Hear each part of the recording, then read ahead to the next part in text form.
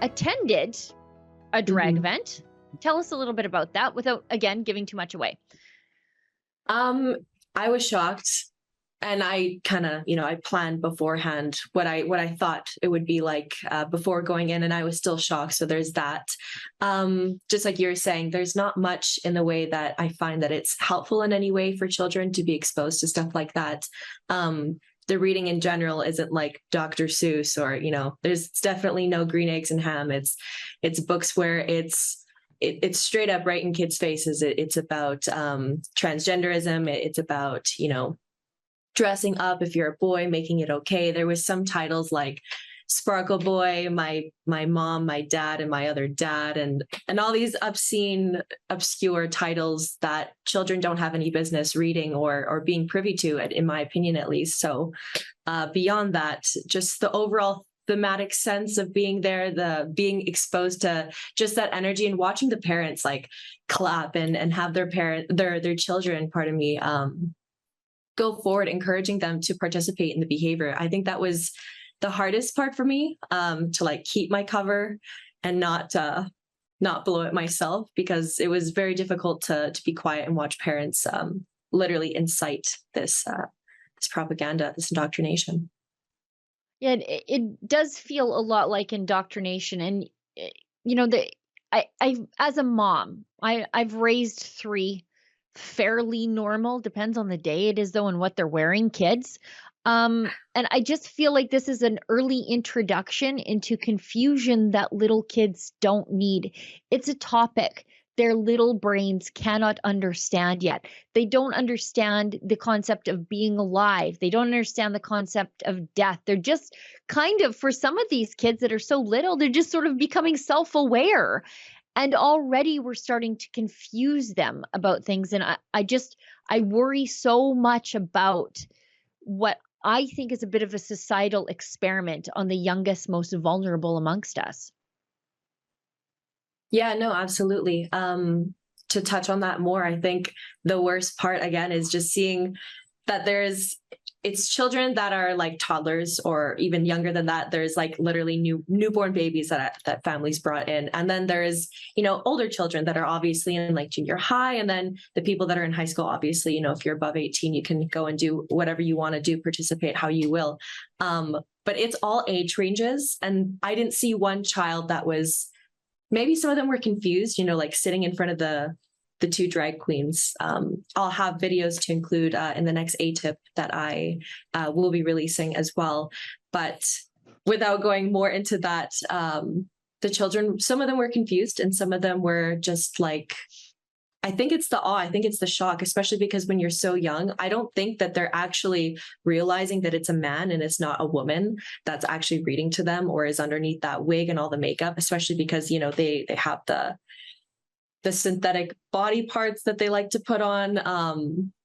It's really outlandish and wild to me. It's I think that it sets children up to think of women in a sexualized manner as well. And then when you're encouraging that behavior and you're encouraging kids to come in, not just be a part of story time, but again, I'll throw to those videos that we've seen before, children that go to these all age events and they're exposed to nudity or partial nudity. If they're the ones that are dancing and being encouraged to, not have as many clothes on for the sake of inclusion because it makes them seem like they're a part of this show and it's a fun thing. All of that encouragement is really sick. And I think that in the future, we're going to see a lot of repercussions for stuff like that. But also the damages, I think we don't even understand them, because when you're that young and you're being programmed to that extent, I mean, it's the building blocks for who you become as an adult. It's shaping their views right now. And they don't have a chance unless we do some more work to expose this agenda. You made a really interesting point right there, and you just sort of glossed over it because it was so common sense. But we are teaching young people that women are this cartoonish costume. And it's really odd because it comes from the same side of the argument, who's so like body positivity, like that's also their side of the debate, and that nobody can define what a woman is. But then you also have on the same side this cartoonish, stereotypical female costume that we are teaching little kids, that's actually a woman. I think that's a really interesting point. No, exactly. And like, why is it okay for a man to dress that way? Just to point out, and I don't want to, no, for the sake of this, I feel like I should just touch on it because I thought it was, the hypocrisy was insane to me. But one of the drag queens that was there, his dress, their dress was shorter. And he had super dark, long leg hair. It was very apparent, it was very obvious. And yet, he presumed to dress as a woman, to appear as a woman. If, let's say, for example, this is just so minute and it's really just scratching the surface, but if a woman decided to don hair like that, because some women do, they would be judged, right? But for the sake of inclusion, men can do stuff like that, or they can literally show their fake body parts off, to whatever extent that they would like to, not just in front of adults, but in front of children, and not be criticized or ostracized for it, but encouraged. And if a woman did that, you would never hear the end of it. Like, that's why, like, using the example of never bringing your child to a hetero bar or a strip club, if you wouldn't do that, then why is it okay for you to do it in front of a man or bring them to an LGBTQ situation where they say it's all ages, but it's absolutely not. I know that Alexa Lavoie, she interviewed one of the drag queens in the community that had a lot to say about it, and they agreed entirely that it's totally inappropriate. And why would you even want to bring a child into such a raunchy nighttime club setting that has no place for children at all, ever?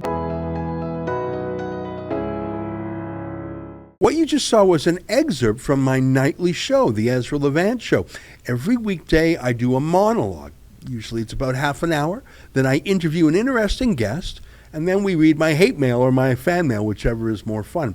It's only available behind a paywall, though. That's how we pay our bills here at Rebel News. We don't take a dime from Justin Trudeau. But the good news is it's only $8 a month, about half the price of Netflix. And in addition to my nightly show, you also get weekly shows from 4 other friends here at Rebel News. So you're getting 36 shows a month just for $8. I think it's worth it. And even if you're not quite sure, do it anyways, because we rely on viewers like you to keep us free and independent. I promise you I'll never take a dime from Trudeau. Just go to rebelnewsplus.com and click subscribe. Thanks.